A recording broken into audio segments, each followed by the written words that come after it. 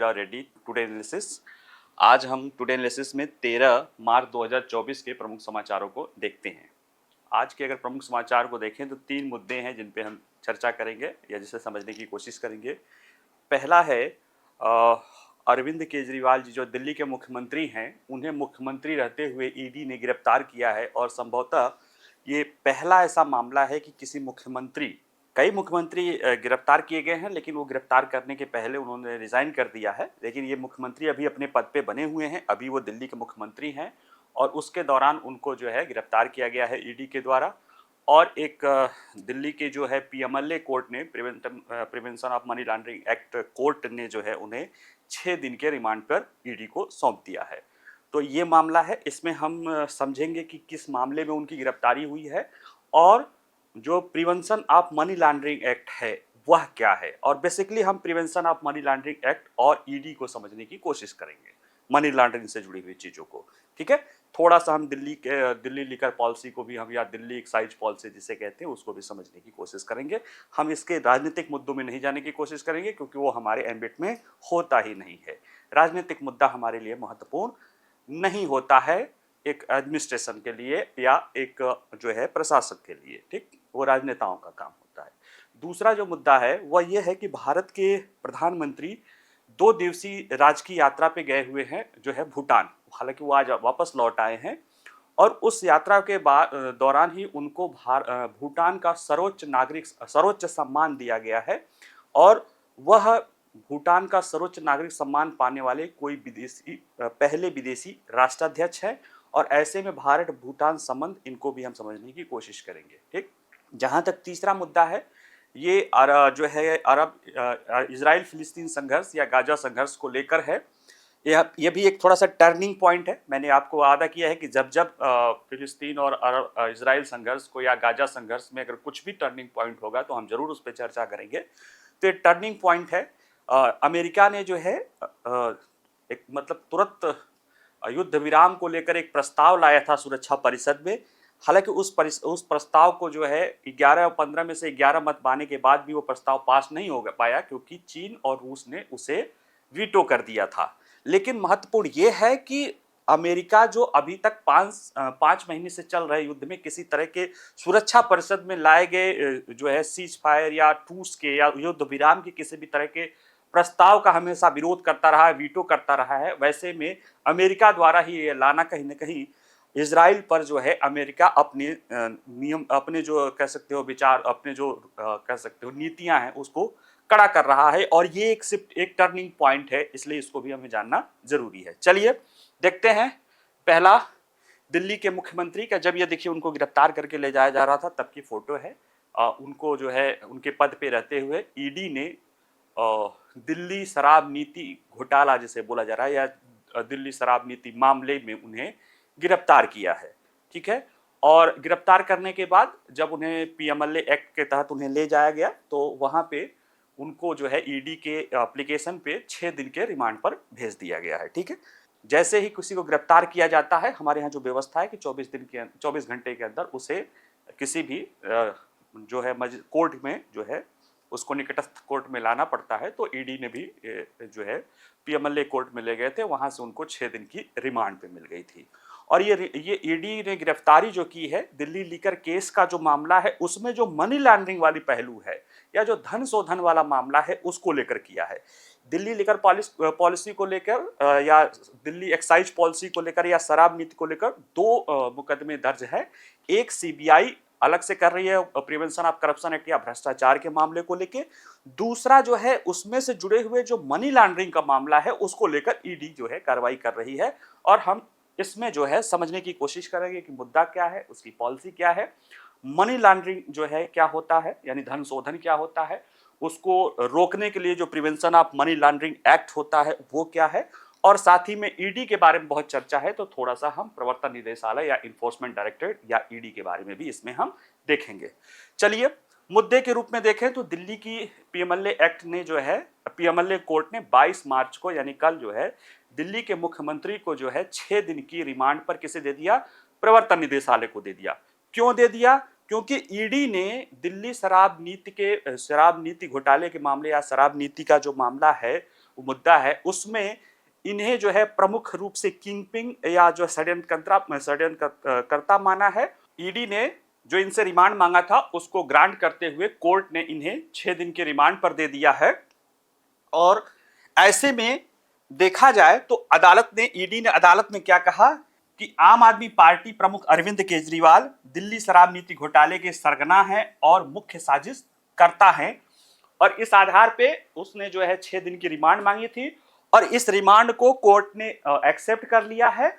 और ऐसा होने के बाद देखा जाए तो इसके पहले यानी 21 मार्च को रात में ही केजरीवाल जो है पद पर रहते हुए गिरफ्तार होने वाले देश के पहले मुख्यमंत्री बन गए हैं। और देखा जाए तो देश का कोई एक मुख्यमंत्री, भले ही वो कह सकते हो कि केंद्र शासित प्रदेश ही है, लेकिन वहां का मुख्यमंत्री जो है जेल में है और वो अभी अपने पद पर बने हुए हैं। जब तक हमें सूचना है उन्होंने इस्तीफा नहीं दिया है और कोई कानूनी बाध्यता भी नहीं है जैसा माना जा रहा है कि वो इस्तीफा दे ही, ऐसा कुछ नहीं है क्योंकि इसके पहले ही इन्हीं के सरकार के एक मंत्री लगातार काफी समय तक, कई महीनों तक वो जेल में रहते हुए ही मंत्री पद पर रहे थे। ठीक है, तो ऐसे में कोई कानूनी दिक्कत नहीं आती है। अब देखिए आगे उस मामले में जो होगा, जब होगा बताएंगे। हम यहाँ पे देखेंगे कि ईडी दिल्ली शराब घोटाला और उससे जुड़ा हुआ ईडी या मनी लॉन्ड्रिंग का मामला क्या है और उससे जुड़े हुए मनी लॉन्ड्रिंग के पहलू को। ठीक, तो अब जो थोड़ा सा देख लेते हैं कि दिल्ली शराब नीति घोटाला क्या है। तो देखिए दिल्ली में अप्रैल 2021 में एक एक्साइज पॉलिसी, एक्साइज को उत्पाद शुल्क भी कहते हैं, लेकिन जो है राज्यों में वो एक्साइज का मतलब होता है आबकारी नीति। तो एक आबकारी या शराब नीति जिसे बोलते हैं, एक आबकारी नीति लाई गई थी और उस आबकारी नीति के तहत कुछ परिवर्तन किए गए थे, जिसके तहत जो कुछ निजी क्षेत्र के जो लोग थे या सप्लायर थे शराब के या जो वाइन के, उनको फायदा पहुंचाने को किया गया था। और जो ये मामला आया कैसे था, दिल्ली के जो है उस समय के जो मुख्य सचिव हैं, उन्होंने अपनी रिपोर्ट जो है दिल्ली के उपराज्यपाल जो है विनय कुमार सक्सेना को सौंपा था और उसमें उन्होंने कहा था कि दिल्ली में जो एक्साइज, ये उत्पाद शुल्क नहीं है, ये शराब नीति है या आबकारी नीति है। ठीक है, आबकारी नीति 2021-22 के निर्माण में कथित प्रक्रियात्मक खामियों की ओर इशारा किया था और यह नीति नवंबर 2021 में लागू हुई थी और जुलाई 2022 में इसे क्या कर दिया गया था, इसे स्क्रैप कर दिया गया था। और कहीं ना कहीं ये मामला आया था कि आम आदमी पार्टी की सरकार, इसमें कहा गया था कि जो आम आदमी पार्टी की सरकार के जो नेता हैं, उन्होंने इसमें जो इस नीति के तहत जो लाइसेंसी धारक है उनकी लाइसेंस को आगे बढ़ाया गया था, उनको एक्सटेंड किया था। कोविड-19 के दौरान उनको कई सारे छूट दी गई थी और इन सारे छूट को यूं ही नहीं दिया गया था। इसके लिए एक क्विड प्रो क्वो के तहत किकबैक यानी घूस लिया गया था और उस घूस को कैश के रूप में लिया गया था और उस पैसे का इस्तेमाल जो है आगामी यानी गोवा और पंजाब के चुनाव में किया गया था, ऐसा आरोप इन पे है। और प्रवर्तन निदेशालय या ईडी ने आरोप लगाया है अलग से कि यह घोटाला थोक शराब कारोबार को निजी संस्थाओं को देने और 6% रिश्वत के बदले 12% लाभ नीति तय करने के लिए किया गया था। इसमें एक पॉलिसी बनाई गई थी जिसमें जो होलसेलर थे पहले उनके लिए 5% की नीति थी, बाद में उसे चेंज करके 12% प्रॉफिट तय कर दिया गया था और ये ईडी का कहना है कि उसमें से 6% किकबैक लिया गया है। ठीक, तो ये सारे मामले हैं। इसमें चूंकि भ्रष्टाचार हुआ है, तो जब भ्रष्टाचार होता है तो उसमें 2 मामले इसमें रजिस्टर्ड किए गए हैं। एक भ्रष्टाचार के मामले का जो आपराधिक कृत्य है, प्रिवेंशन ऑफ जो है करप्शन एक्ट, या जो और मामले हैं षड्यंत्र का, वो सीबीआई कर रही है क्योंकि सीबीआई केंद्रीय जांच एजेंसी एक पुलिस ऑर्गेनाइजेशन के रूप में आपराधिक मामले देखती है। दूसरा, चूंकि इसमें मनी का भी लॉन्ड्रिंग का भी मामला है। क्यों मनी लॉन्ड्रिंग का मामला है? मनी लॉन्ड्रिंग माने धन शोधन, अभी बताते हैं। मनी लॉन्ड्रिंग एक्ट के तहत ये कहा गया है कि किसी भी अपराध में जो आर्थिक अपराध यानी कोई भी जो है अपराध जनित अगर कोई फायदे हो रहे हैं, पैसे हो रहे हैं और उसमें अपने आप जो है मनी लॉन्ड्रिंग का मामला आ जाता है। यानी जो करप्शन वाला मामला होता है, अगर इसको कोई करेंगे तो 2 केस चलेगा, एक तो करप्शन का, दूसरे मनी लॉन्ड्रिंग की भी केस चल सकती है। और इसलिए कथित मनी लॉन्ड्रिंग के मामले में प्रवर्तन निदेशालय द्वारा भी इस मामले को दर्ज कर लिया गया है। और ये जो मनी लॉन्ड्रिंग है, पीएमएलए एक्ट के तहत जो कार्रवाई हो रही है, ये कार्रवाई इतनी सख्त है कि इसको लेकर ही इस समय सबसे ज्यादा चर्चा में है, ईडी कार्रवाई चर्चा में है। इसलिए हम इसी को समझने की कोशिश करते हैं कि जो मनी लॉन्ड्रिंग है वह क्या होता है। तो देखिए, मनी माने धन, लॉन्ड्रिंग माने सफाई, यानी धन सफाई या धन का शोधन। यानी जैसे आपके कपड़े गंदे हो जाते हैं तो आप वॉशिंग मशीन में डाल के साफ कर देते हैं, या तो चलो वॉशिंग मशीन नहीं है हमारे जैसे लोगों के पास, तो क्या करते हैं, जो है पानी लेते हैं, उसमें डिटर्जेंट डालते हैं, उसमें कपड़े भिगोते हैं, फिर ऐसे वैसे रगड़ के खींच फाच के निचोड़ के फैला देते हैं और कपड़े के सारे गंदगी निकल जाते हैं। उसी तरह से ये जो धन शोधन में होता है, गंदी money, dirty money, black money नहीं, ब्लैक मनी काली मुद्रा मतलब जो कि आईटी एक्ट के तहत यानी इनकम टैक्स के विभाग के द्वारा जो आईटीआर भरते हैं उससे छुपा लिया गया हो, वो ब्लैक मनी होता है। ठीक, उसके लिए जो है बहुत बड़ा मात्रा नहीं होता है, तो उसमें आप फाइन और इस तरह की चीजें भरते हैं। लेकिन डर्टी मनी वो कहता किया जाता है जो गलत, डर्ट यानी जो गलत कामों के जरिए जो पैसा कमाया जाता है, यानी जो अपराध के जरिए पैसा कमाया जाता है, उस पैसे को डर्टी मनी कहा जाता है।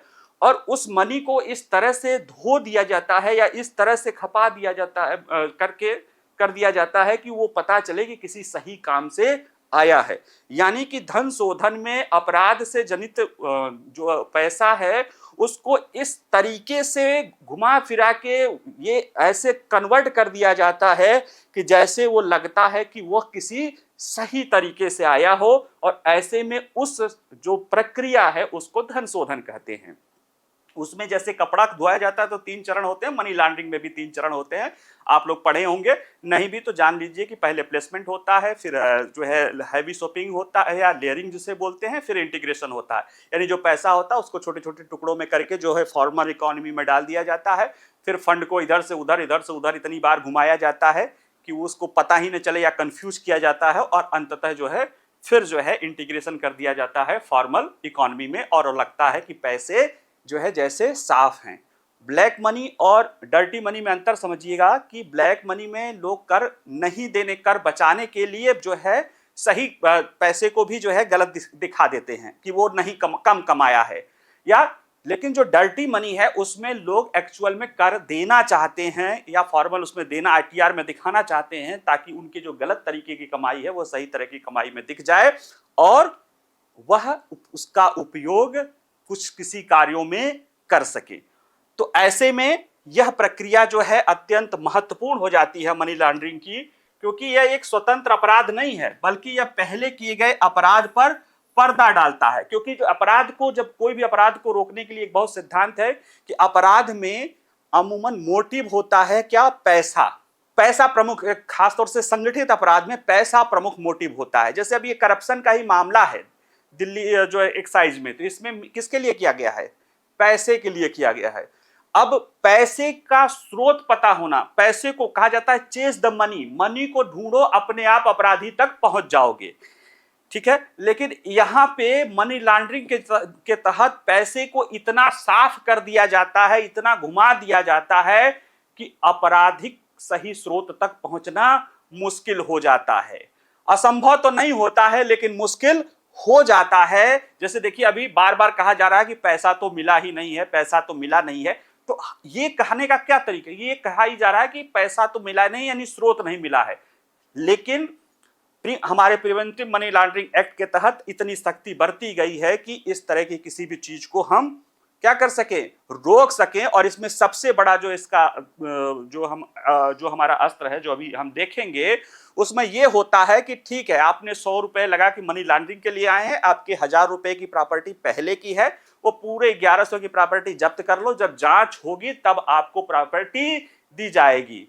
तो ये इतना सख्त है, इसीलिए जो सीबीआई से लोग नहीं डरते थे, जमानत लेके घर बैठे रहते थे, आज वो सब ईडी से डर रहे हैं। क्योंकि ईडी सिर्फ जेल नहीं ले जाती है, ईडी क्या करती है, संपत्ति भी जब्त कर लेती है। उसके पास पावर है संपत्ति जब्त करने का, और सिर्फ उतना ही नहीं जितना उसमें से भ्रष्टाचार या अपराध से आया है, आपकी सारी, आपके रिश्तेदारों की जो भी क्लोज रिलेशन है, सबकी संपत्ति को जब्त करने का पावर ईडी के पास होता है। और वो तब तक जब्त रहती है जब तक कि आप बरी नहीं हो जाते हैं, या जो भी पता नहीं चल जाता है कि कौन सी सही है कौन सी गलत है, वो सबको मान के जब्त कर लेती है। इसलिए एक बहुत ही सख्त केस है। और मनी लॉन्ड्रिंग जो है एक संगठित अपराध, ये तो बता ही दिए हैं। धन शोधन अधिनियम देखिए, ये 2000 में पारित किया गया था, इसको 1 जुलाई 2005 से लागू किया गया है। हमने 1900 जो है 88 में एक वियना कन्वेंशन हुआ था साइको ड्रग्स या ड्रग्स की मनी और इस तरह के रोकने को लेकर, मनी लॉन्ड्रिंग को लेकर वियना कन्वेंशन, उसके भारत हस्ताक्षर करता है। उसके तहत हमारे पास एक मनी लॉन्ड्रिंग को रोकने के लिए एक एक्ट होना चाहिए, एक संस्था होना चाहिए। तो हमने उसी के कन्वेंशन को चूंकि हम हस्ताक्षर करता है, उसी को के दृष्टि में रखते हुए हमने 2002 में हमने एक एक्ट बनाया था, prevention of money laundering act, और उसको 1 जुलाई 2005 से लागू किया गया है। और इसमें मनी लॉन्ड्रिंग को रोकने की प्रमुख भूमिका प्रवर्तन निदेशालय को दी गई थी, जो पहले से ही एक स्थापित वित्त मंत्रालय के राजस्व विभाग के तहत गठित एक पहले से ही स्थापित एक संस्था है। उसी को भी prevention of money laundering act के तहत भी कार्रवाई करने का अधिकार दे दिया गया है।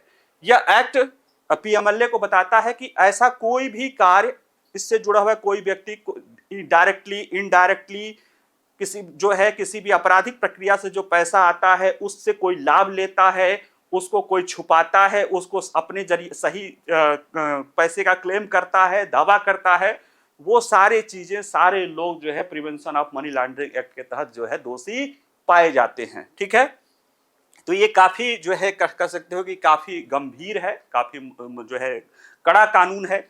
इसका उद्देश्य ये है, अगर देखो तो इस अधिनियम का मुख्य उद्देश्य क्या है, मनी लॉन्ड्रिंग को रोकना है। और इसका मकसद आर्थिक अपराधों में काले धन के इस्तेमाल को रोकना है, मनी लॉन्ड्रिंग में शामिल या उससे मिली संपत्ति को जब्त करना और मनी लॉन्ड्रिंग से जुड़े दूसरे अपराधों पर अंकुश लगाना है।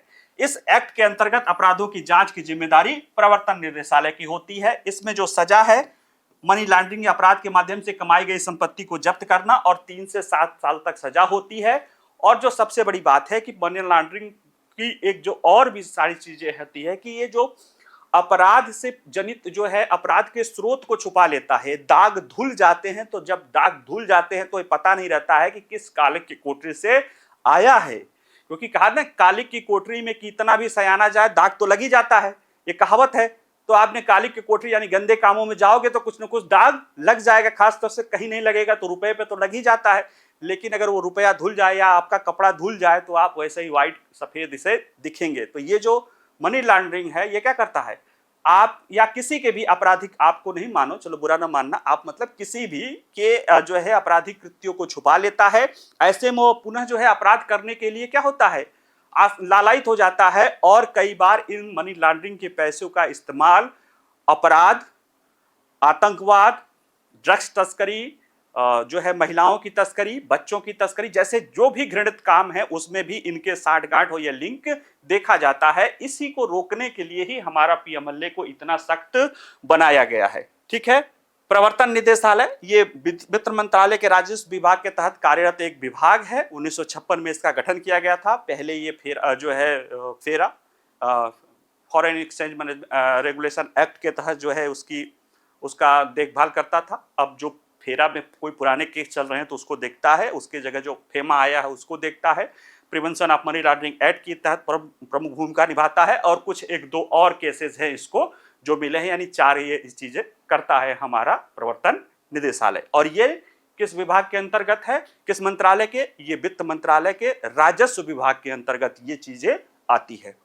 ठीक है, अगला जो हम देखते हैं कि देखिए ये भूटान के जो है राजा हैं और हमारे प्रधानमंत्री हैं, देख लीजिए दोनों लोगों को।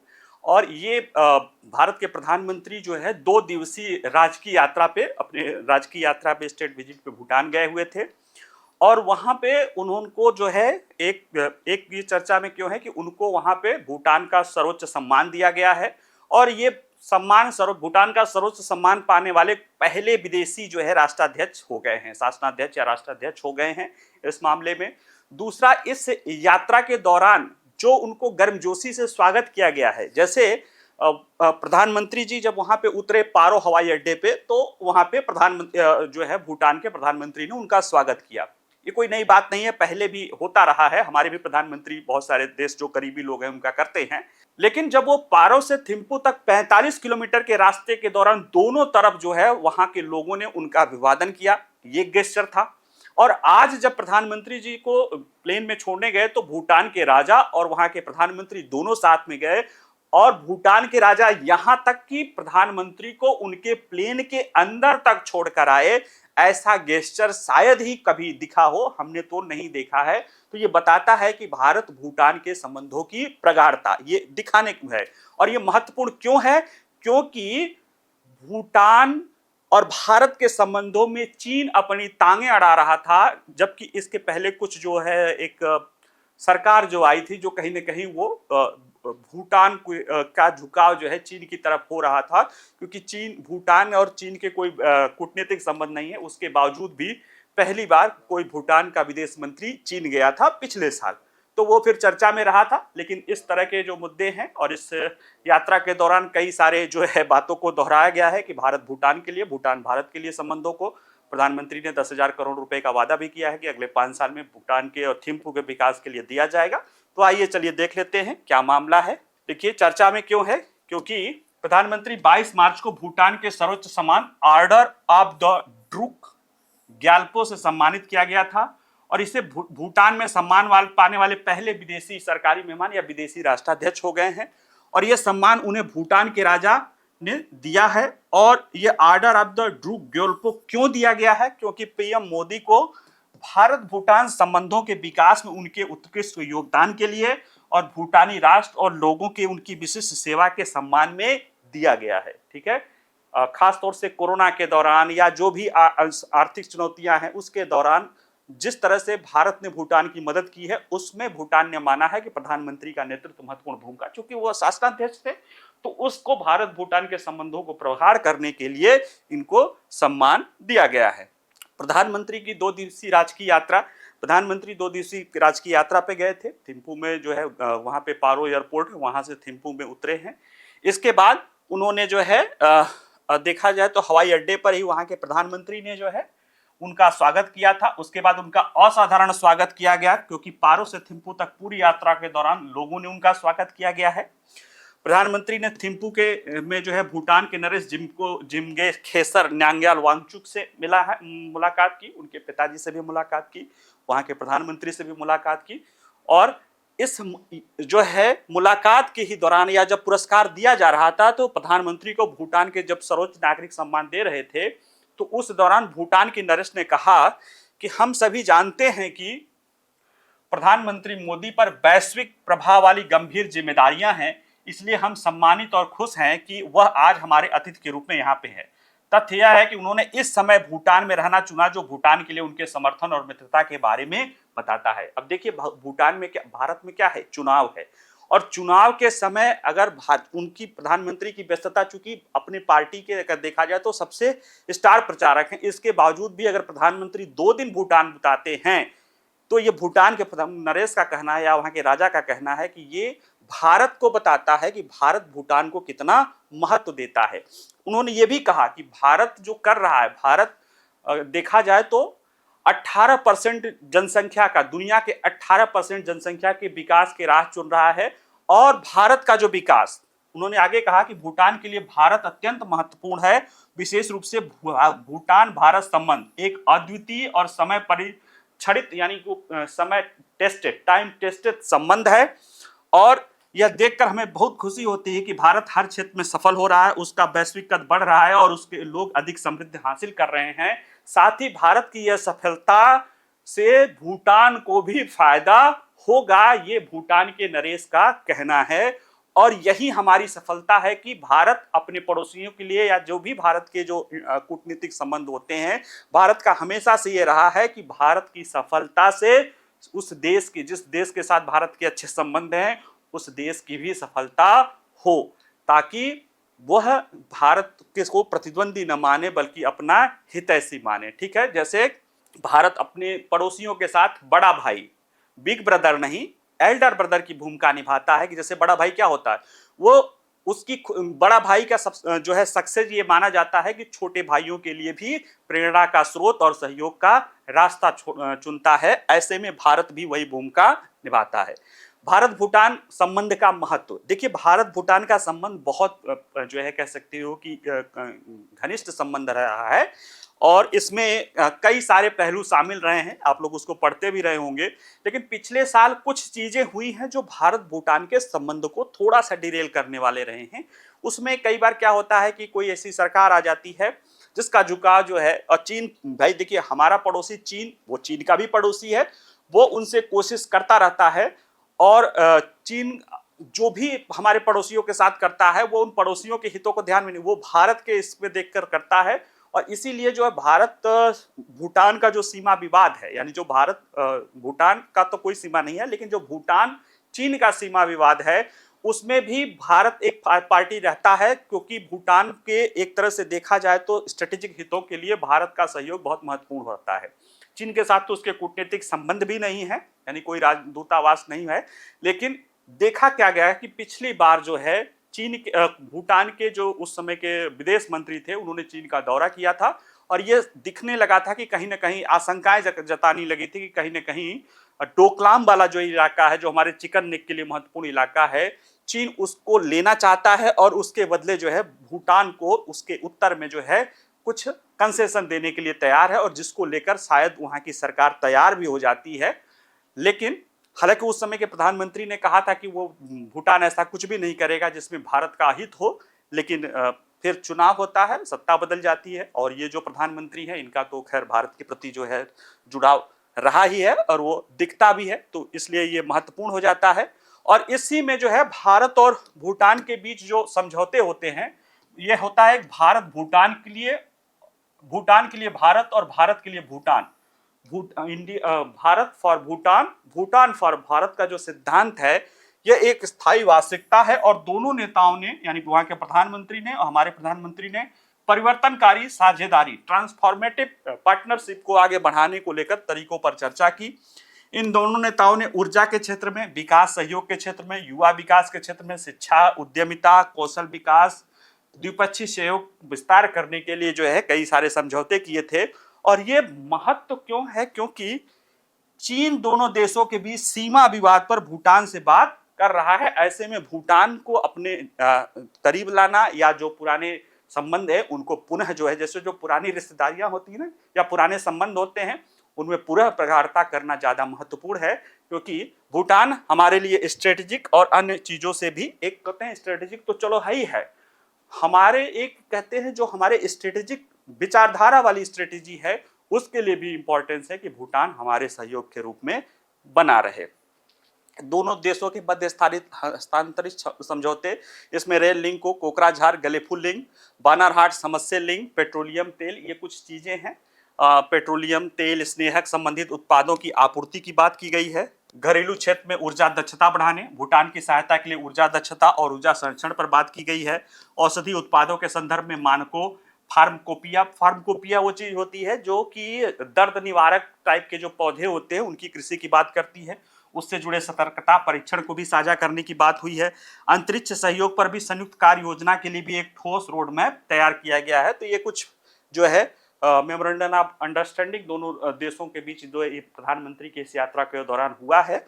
मेन चीज है कि भारत भूटान के बीच संबंधों में जो संबंध है उसको पहले के जो चले आ रहे जो संबंध है उसमें जो थोड़ी सी दूरी बन गई थी उसको पुनः ये बताना है कि नहीं, भारत भूटान के लिए, भूटान भारत के लिए है और इसको ट्रांसफॉर्मेटिव जो है पार्टनरशिप में बदलना है। ठीक है, इस पे जो महत्वपूर्ण है, प्रधानमंत्री ने जो 10,000 करोड़ की आश्वासन भी दिया है कि वो अगले 5 साल में थिम्पू के विकास के लिए देंगे, वो तो खैर हम देते ही रहते हैं अपने जो पड़ोसियों को, उसमें कोई बड़ी चीज नहीं है।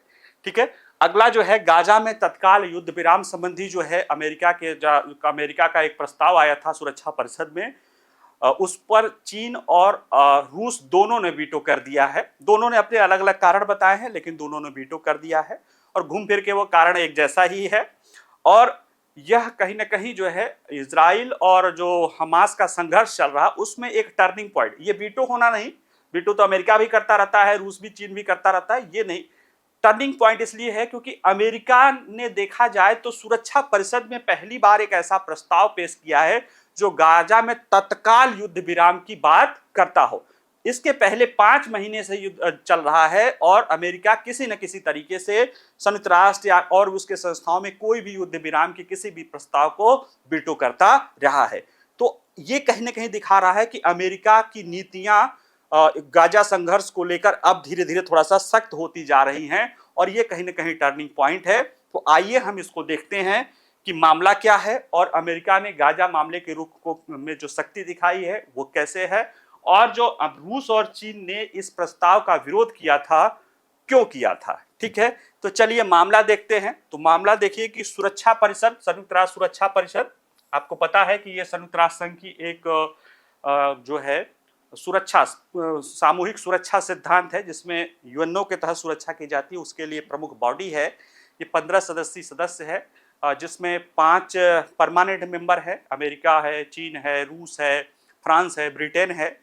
इनको वीटो पावर है, यानी इनको अगर नकारात्मक मत दे देंगे तो कोई चीज आगे नहीं बढ़ेगी। बाकी 10 जो मेंबर अस्थायी रूप से चुने जाते हैं और जो भी प्रस्ताव आना चाहिए उसको 2/3 बहुमत होना चाहिए, साथ में वीटो नहीं होना चाहिए। यानी वो 10 लोग तो हों, साथ ही में वो 5 परमानेंट मेंबर भी उसमें जो है शामिल रहे या नहीं भी रहे तो एब्सेंट हो जाएं, वीटो ना करें। ठीक है, तो कुल मिला के ये चीजें ये है।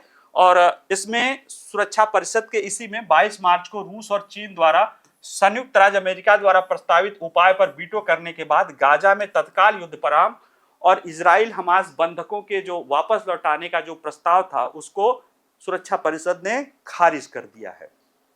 इसमें प्रस्ताव में क्या था कि इसमें यह था कि लगभग 6 सप्ताह तक चलने वाला तत्काल और निरंतर युद्ध विराम था और इसमें आह्वान किया गया था और इसमें नागरिकों की रक्षा के सहयोग और जो कह सकते हो कि जो रिलीफ मटेरियल है उसको देने की बात की गई थी। साथ ही में जो भी उसमें हम फलस्तीन के हमास के पास जो भी इजराइल के बंधक है उन सब की रिहाई की बात इस प्रस्ताव में किया गया था।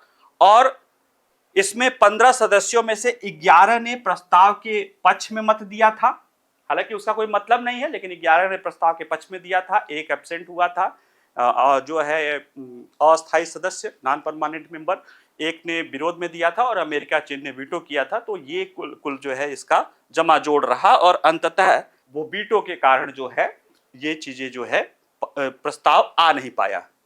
लेकिन जो महत्वपूर्ण बात यह है कि अमेरिका के ने अभी जो अपने इजराइल के मामले है, इजराइल हमास के मामले में थोड़ा सा उसके रुख में सख्ती देखी जा रही है।